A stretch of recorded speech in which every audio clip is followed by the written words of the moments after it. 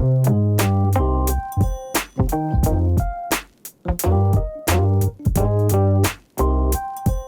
Rebels, my name is Matthew Barton. Welcome to the Rebellion Brewing Podcast.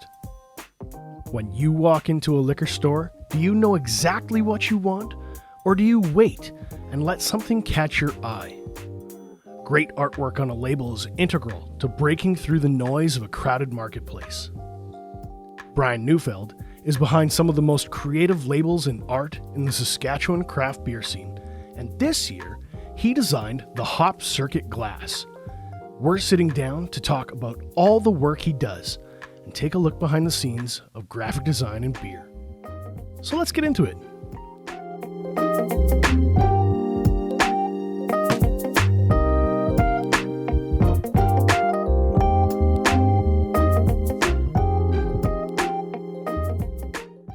Bryan, welcome to the show. Thanks for having me. How's your day going? Good so far. Yeah. Got up late. Now I'm drinking beer at noon. So pretty good so far, I'd say. For those who don't know who you are, give me like the elevator pitch. Oh man, I have to sell myself on a podcast? Yeah, who are you and what do you do? So my name's Bryan. I'm a tattooer and a graphic designer, illustrator. And that's pretty much it, man. Living life. Living life. Making art. Immediately, I wanted to jump into the discussion of the hop circuit. How did you get involved with the glass from your perspective?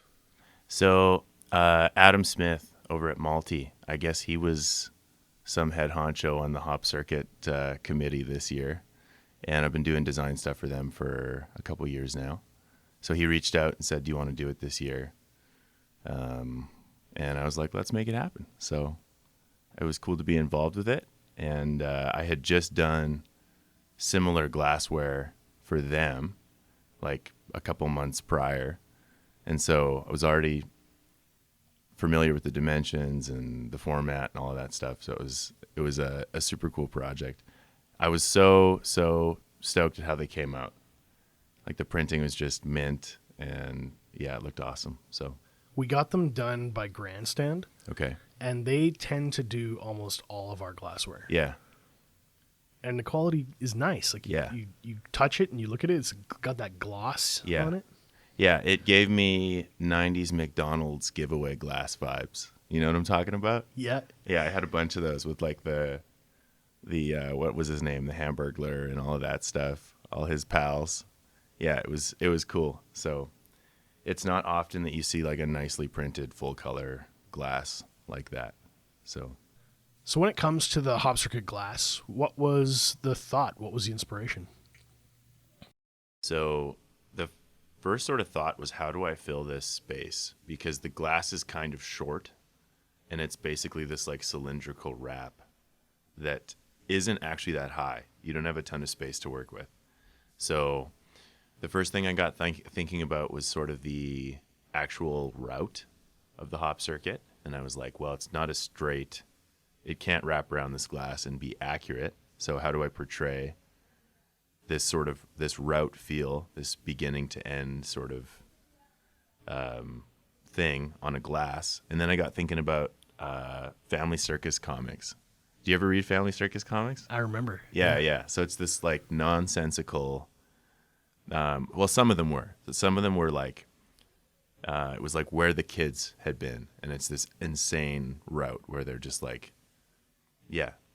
nonsensically, crazily going over their existing steps, and it's these loops and whatevers, and they're cute and hilarious. So that's kind of what I wanted to do for the glass, and then, I guess. Drawing hops in a way that feels new, because every craft brewery ever has put a hop plant on a cone, hop cone, on a can or on a t-shirt or on a hat. So I wanted to do something that felt kind of new and would look good with the actual method of printing. I think at one point, you messaged me and said we needed to like limit the amount of colors. We had to pull back on one color. One color, yeah, because I had gone a little too crazy But yeah, that was basically the thinking behind it. I wanted it to feel like it's. I've run into trouble before with the wrap, feeling like the artwork was either too big or too small to do justice to the actual like cylindrical format. So I wanted to just make it work on there, and then yeah, that route idea, the little sort of checkered line that goes before and in front of some of the hops, I wanted to make that feel like this weird, sort of imperfect, nonsensical journey. When I show the glass to people, first impressions, and I say, Maltese guy did this. Maltese guy. They all go, oh yeah, this totally feels like a Maltese vibe on the glass. I like that. That's encouraging. Yeah. Yeah, it's funny. We've done some weird beer labels over the years. Just ones that labels I'm quite proud of. So it's cool that a brewery can have such a distinct look and feel, you know, in a city that's got a lot of good beer. I like that you guys, the Malty crew was able to kind of bring you in and add to what we were trying to do with the hop circuit. Totally. With your art. Totally. Is there more merch that's going to be coming down the pipe, or? There's stickers. Oh yeah. But cool. I mean, next year maybe more. Yeah. The glass is this is all a big experiment, right? Mm-hmm. So we really didn't know how would the glass turn out. We've never used this glass before. What would the art look like? We've never really done it before. It was flying by the seat of our pants. Yeah. But as soon as I put that glass in the hands of some of the younger servers at every brewery, they're all like, oh my God, this is amazing. The positivity, the reaction has been amazing. Awesome. I had friends finish the hop circuit last week. Immediately, they're sending me pictures of their glass. They're like, look, I got it. Hell yeah. They're so happy. Well, nobody's doing glasses, man. Everybody's doing T-shirts, you know? I never thought of it that way. And I think having something that it's kind of a keepsake. You keep it away, you use it for something special usually, or maybe you do it every day. I don't know. It's up to you, I guess. But yeah. Where form meets function in art. Exactly. Look at you. Sounding like a design grad. I know that we really wanted to give somebody who finishes the hop circuit a memento that just grabbed them and said, hey, I did this, and this is really great. I didn't want to give them a cheap tchotchke that was like, oh, this is cheap, and just throw it away. Yeah. I want them to put it up on their shelf and be like, that's gorgeous. Yeah. Yeah, totally. That's kind of the goal with these things. You want to give people something that they're going to hang on to, be proud of. Nobody wants a giveaway T-shirt when they do a fun run that they're just going to turn into rags the next day. Yeah. It's like, did you read my mind? We've literally done that. Yeah. Marathon shirts. Exactly. Yeah, you want to keep it. You want it to be something that you're, proud to don.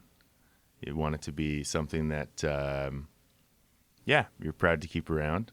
A conversation piece, as it were. How many beers have you designed?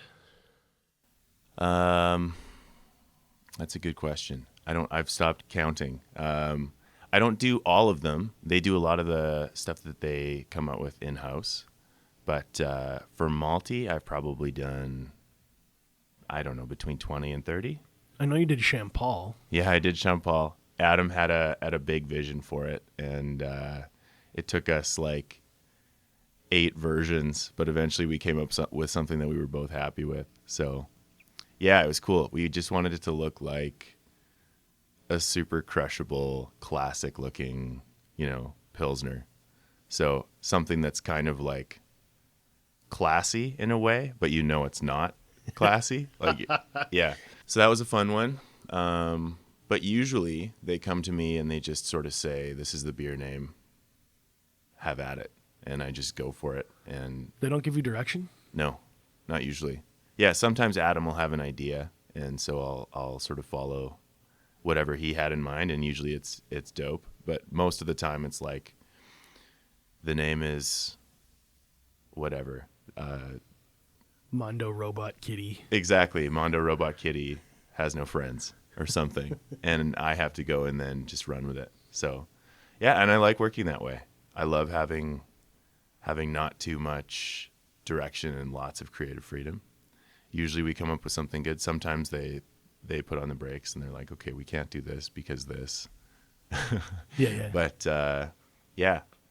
Favorite label I've ever done for them, because you asked, is El Gato, for sure.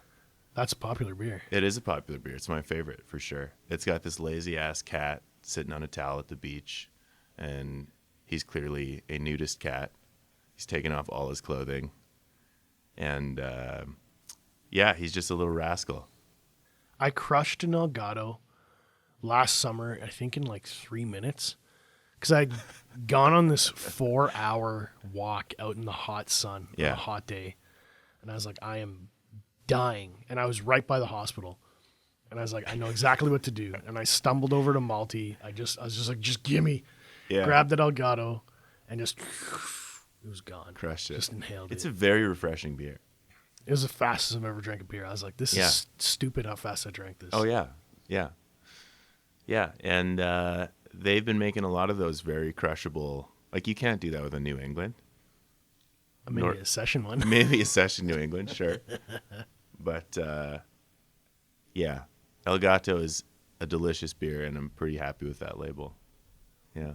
When it comes to essential elements for designing a label, I know we have to fight between regulatory requirements and then just the pure joy of creating something new. How do you approach it? Do you go crazy first and then let the regulators kind of step in, or do you always try to balance it? How does it work? So I like to sort of start with those regulatory components, and then everything that I want to put in that doesn't need to be on the beer can, the pretty stuff, put it in afterwards, sort of around what needs to be there. I often find if you do it the other way around, some of those pieces can look like an afterthought, and they don't really feel like they belong on the can or the label or whatever you're designing at the end. So if you start the other way around and you put those pieces in first, you can build everything else around it, and sort of feels like it lives there. My approach when I'm like trying to conceive of a label, at least for Rebellion, is to say I want a single strong image. Something you can see from across the room. You don't even know what the can is, but you see that Zilla monster. You see that sugar skull. And when I went to local guy Joel Hustack, I said, I want a Kung Fu panda bear. And he's like, yeah? And I'm like, I want him doing awesome Kung Fu shit. And here's the comic books that I want him to look like. And I handed him a stack of like comic books that I like.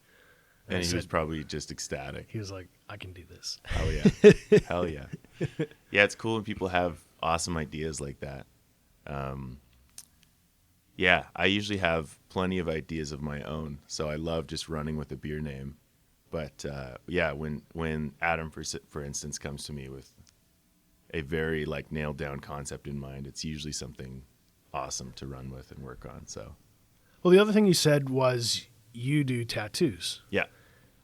The vast majority of our cans are designed by tattoo artists. I've noticed you guys are very friendly with the folks over at Golden Spider. Right. Yeah. Mark's sleeves, the majority of his arm work is done by Adrian Ray. Oh, cool. Yeah. So then I was like, what the heck's going on? Why are tattoo artists so good at making beer labels? Well, I guess they're usually doing the majority of their tattoos on cylinder-like forms, be it arms or legs. So maybe it's easy enough to do the same thing on a beer can. I see the one piece in your arm, and it looks like Jeff Burgess. Oh man, did that one. You sniped it. Well, just because I follow him on Instagram, he's gonna do a piece for me. So. No way. When are you in the shop? Like a few weeks. Okay. Well, yeah. You let me know. I work at the same shop, so do you? Hopefully I'll be there. Yeah. What a small world. Yeah. Yeah. So I'm at Midnight Oil. My tattoo bed is literally next to Jeff's. And then on the other side is Elle, and then Hope Landry and Nolan Malbuff, and we're all in the same shop there. Well, then you would know my friend Mandy.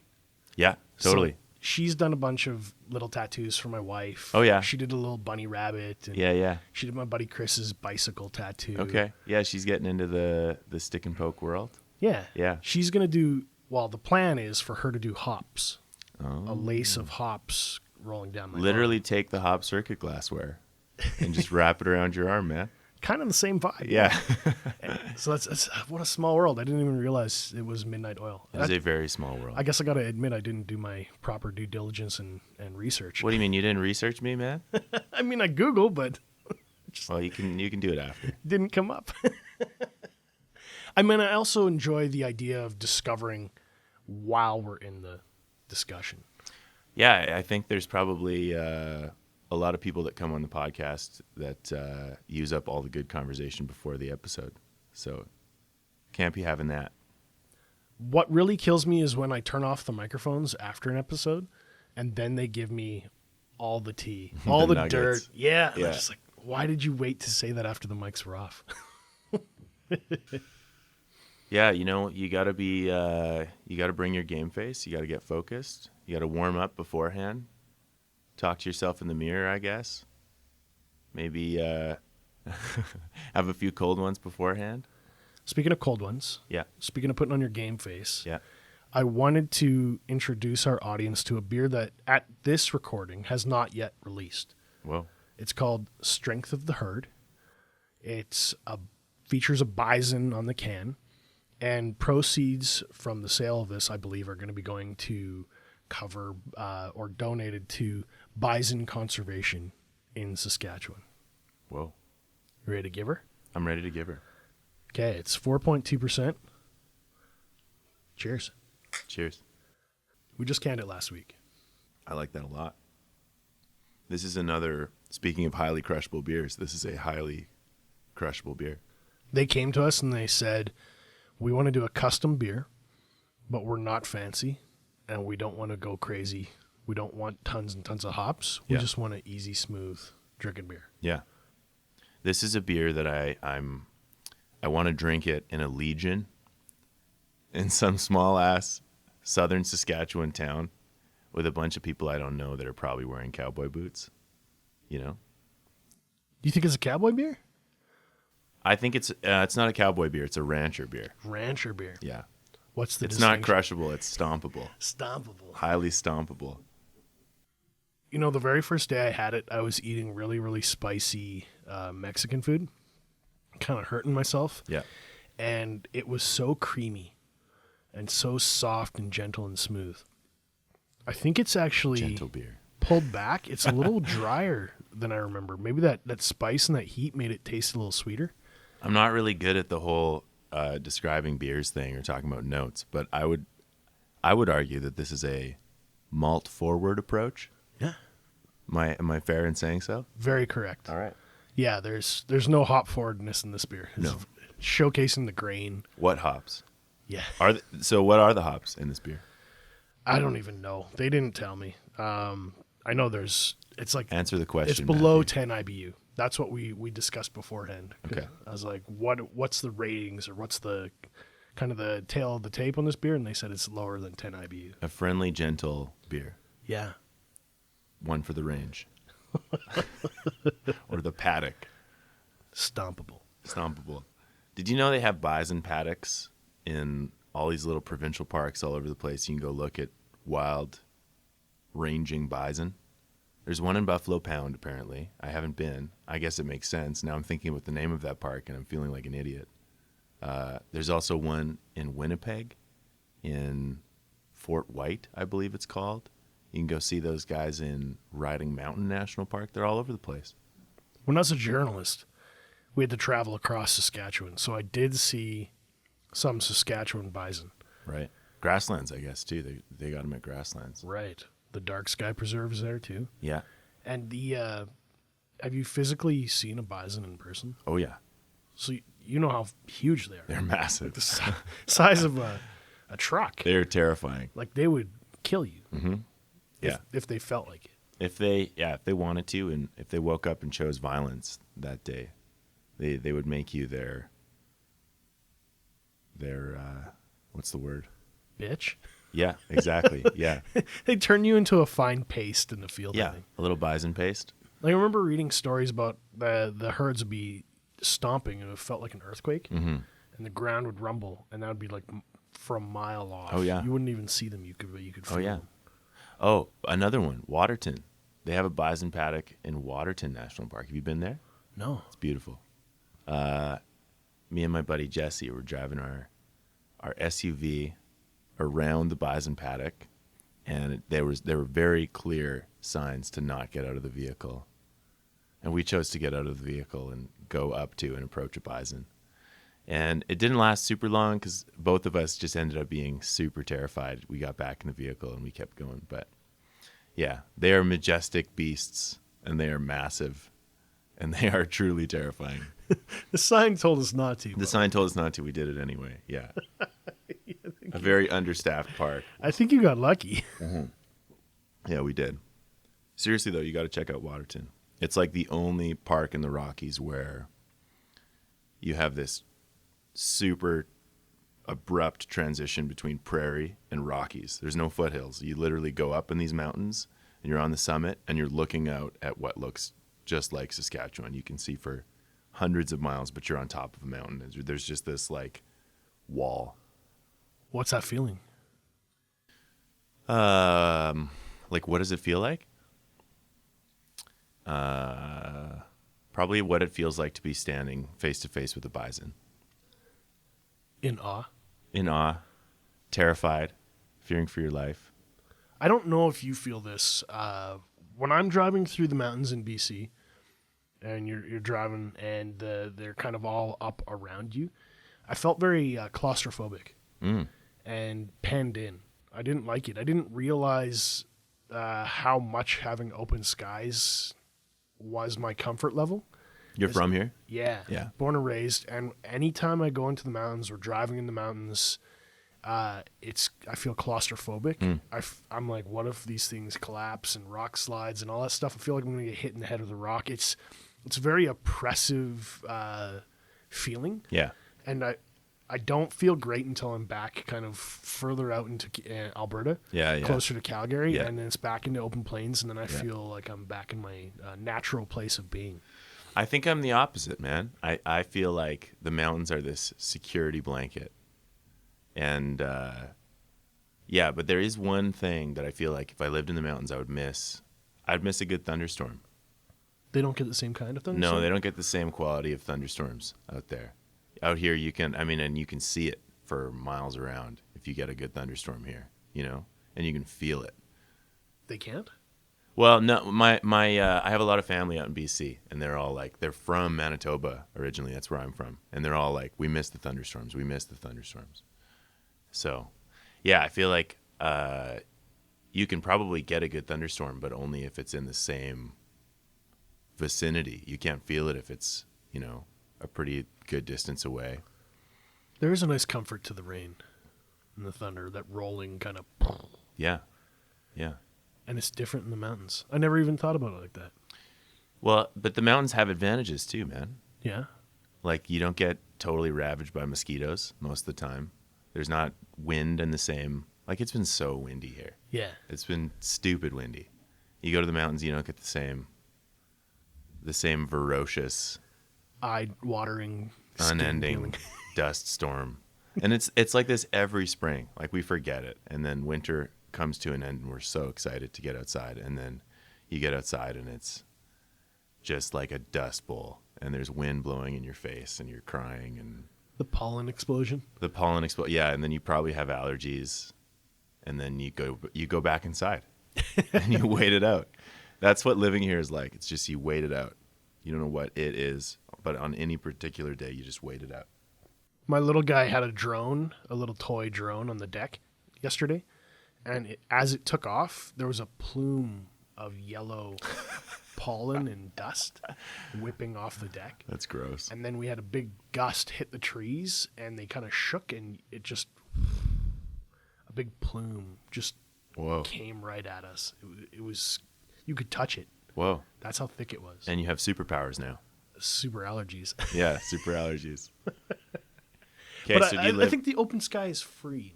But if you find the mountains cozy, I don't blame you. I find both cozy. I think I can be comfortable in both environments. Yeah. I don't feel claustrophobia in the mountains. I think Yeah, I feel comfortable with mountains or prairie. But I guess there's other regions too, aren't there? Yeah. Forests? Oceans? Yeah, the boreal forest. Boreal forest? Like you drive up to PA and the Prince Albert National Park, it is gorgeous. And then it makes me humble to think about how we're so vast a space and a place that there's different ecosystems. Yeah. And when you cross into that kind of boreal forest ecosystem, the air changes. It's like humid. Yeah. And you're not in the same place anymore. It's a trip. It's great. Yeah, totally. Yeah, I didn't realize this until recently. I'm from Winnipeg originally, and it's like so much more humid there just because of the rivers, and obviously Lake Winnipeg is like right there. But it is not humid here, like at all. You can have a super hot summer, and it is just dry as hell. And you go back when I go back to Winnipeg in the summer to visit family, I'm just like dying. It's like it feels so much hotter because you're sweating through every layer of clothing. You're just dying. Yeah. But yeah, it makes you want air conditioning way more. I feel like I don't need the same relief here. The one thing I noticed about Vancouver with the humidity on that track is my socks were always wet. Like I would hang them up at nighttime. Okay. Because they were wet. And in the morning, I'd have like a fresh pair of socks and they were damp. I was like, is this what it's like for people in Vancouver all the time? Just where were you walking? Soggy.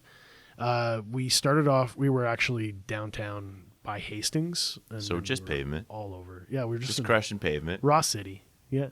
And you got damp socks. Everything was just soggy. I love Vancouver, but I don't know if I'd want to live there because of the humidity. I like the humidity. I don't love the cost of living. Oh. Yeah, that's just... It's terrible. That's when my buddy just moved back from Vancouver, right? He said he just couldn't afford it. Jeff Burgess, your boy, he used to live in Vancouver, and he kind of moved back for the same reasons. You can't build a life out there.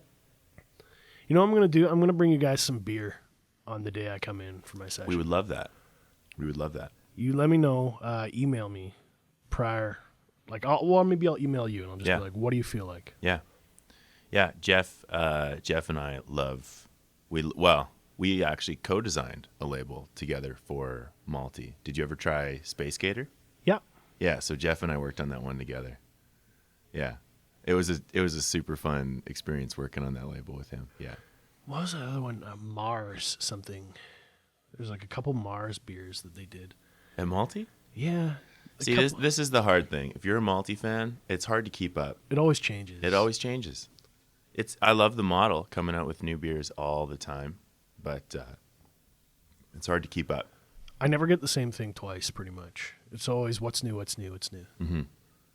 Yeah, with some exceptions, I'm the same way. But love Elgato, love Champal. I love Sports is good. The beer for sports. Yeah, we redesigned that one too. That was fun. Why? They were getting it contract brewed at District that was pre-pandemic. So when they started making it again, they just I think the label manufacturer that they went with changed. So they just said, hey, do you want to take a crack at it?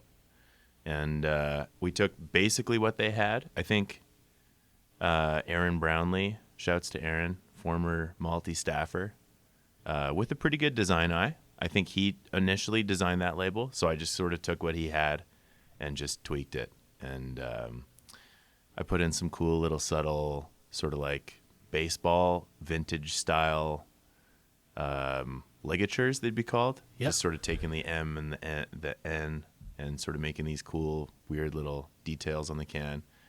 And then I took a bunch of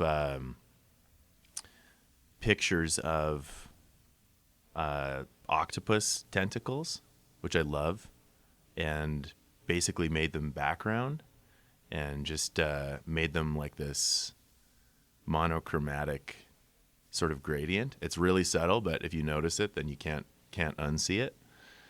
The only thing I wish we could have done is do it in gold foil. Because gold foil. Have you guys done any beers in gold foil? I think one of our anniversary beers featured some gold, but apparently it's really hard with the shrink sleeve application. Yeah. We're limited to what will work. Right. Yeah, it's more expensive, but boy, does it make the difference. Like with the first run of Jean Paul, with the label that I did for it, we did gold foil, and it looks so good. Those are stickers. Stickers, right? Yeah, they're stickers. Yeah, for such a remarkably unremarkable, as Adam likes to call it, beer. It's the gold foil just makes it look so classy, which is the best. Yeah, but we did the second run. We didn't use gold foil, and it was just missing it. So we figured out a way. It's more expensive for them, obviously, because they're ordering in smaller quantities, just based on their model. So we figured out a way to order a bunch of them at the same time for different batches, and sort of still have bulk pricing. This is great content. Well, the funny thing is, for our shrink sleeves, we have to be very careful with the cans. At one point, we got somebody else's pre-printed cans. They had to change. They had an issue with the label. They couldn't use the pre-printed cans, and they said, "Oh, wait, I see. You have a sleever. You can throw your sleeves over top of those cans. We'll sell them to you for pennies on the pennies." And so we had to test every single can and every single label we had to see what we could use these pre-printed cans for. Wow. See if it would work. Okay, so I have questions. With the shrink sleeve, do you know the mechanics of it? Like, is it this bigger printed label that they literally heat apply to the can and it shrinks down? Yes. So how much bigger is it? So I would say it's at the top of the can and the bottom of the can is where the most shrinkage happens. Okay. Like you're going in the pool. Right. Yeah, a very cold pool. It comes on a roll, and I think there's about 1,200 labels per roll, and it's just one long contiguous tube.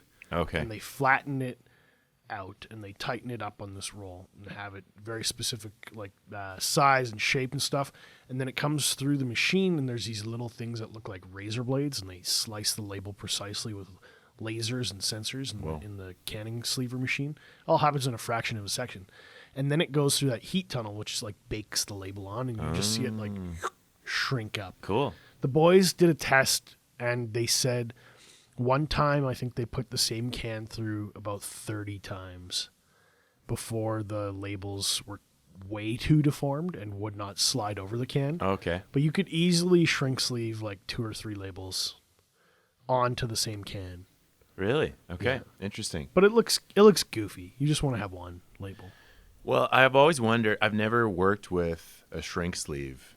I've only ever done stickers.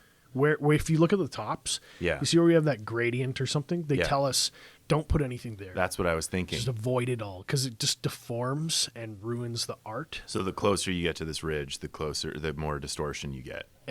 Basically anywhere you see on the top of the can, you don't want to be. Right. Yeah. See, man, it's just like tattooing.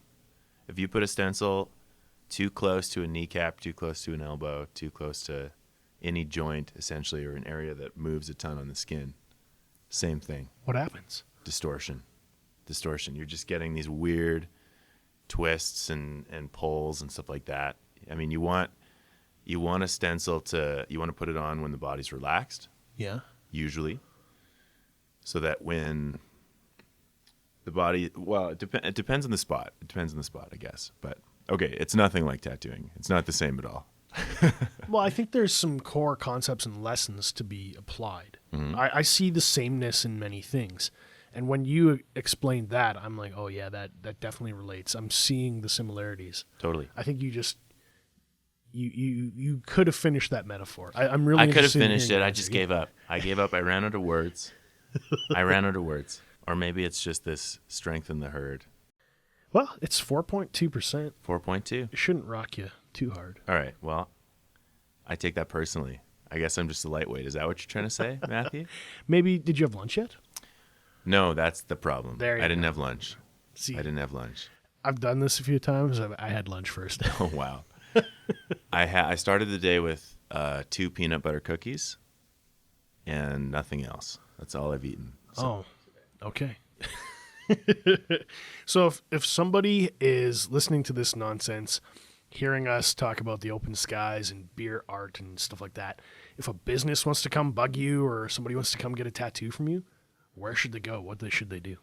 I'm always down for emails. I like emails. Email is good.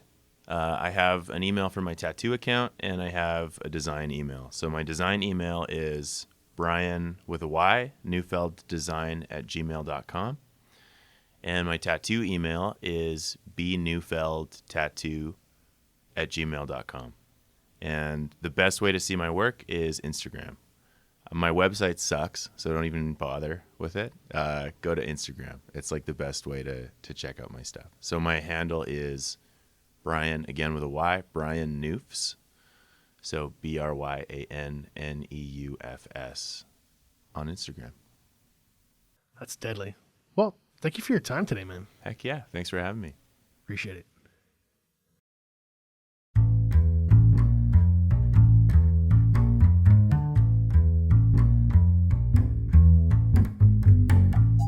Rebels, thanks for listening today. If you have any questions or comments about this episode, be sure to join us on our brand new Facebook group page, The Rebellion Brewing Podcast. I'm going to include links to all things Bryan Neufeld in the show notes, so you can find more online. I'm also proud to let you know that we're members of the Saskatchewan Podcast Network. It's a one-stop shop for tons of locally produced shows from across our province. You can find them at saspodcastnetwork.com. Be sure to follow us on Facebook, Instagram, and Untapped, so you don't miss out on the latest in Sask craft beer news. Thank you for joining the Rebellion.